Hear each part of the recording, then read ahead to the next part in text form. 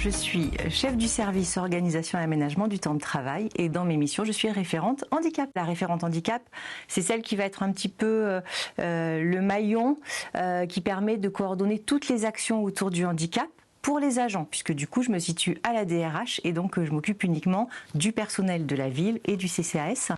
Donc c'est être le point d'entrée pour tous nos partenaires externes, que ce soit des établissements spécialisés pour les personnes handicapées, des classes spécialisées, d'autres Cap Emploi, des demandeurs d'emploi.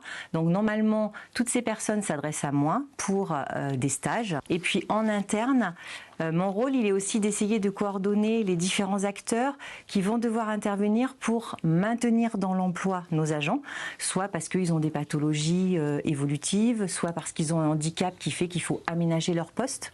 Donc pour ça, je travaille avec la médecine du travail, les conseillers de prévention, avec Virginie Pau, donc le conseiller maintien dans l'emploi, et puis avec des partenaires extérieurs aussi, puisqu'on fait appel à des ergonomes. Quand j'ai souvent besoin de me lever ou de m'asseoir, si je veux travailler debout, je monte le bureau. Si je veux travailler assise, voilà. Le fauteuil, je le règle comme je veux. En général, il est très bien réglé. Le fauteuil, elle l'a réglé pour elle, Catherine, donc on l'avait réglé pour elle, mais en plus, il est vraiment super, quoi. Avec la tétière, c'est vraiment, on n'a pas ce type de fauteuil, en fait, dans notre marché, parce que ce qu'on essaye, en priorité, c'est de prendre les fauteuils du marché et puis de voir avec notre fournisseur si on a des fauteuils qui peuvent convenir, qui respectent ce que demande le médecin. Celui de Catherine, là, à l'occurrence, il est vraiment fait avec ses problèmes à elle. Donc, il y a des réglages spécifiques au niveau du dos, au niveau des lombaires. Les accoudoirs sont très courts parce que c'était mieux pour Catherine.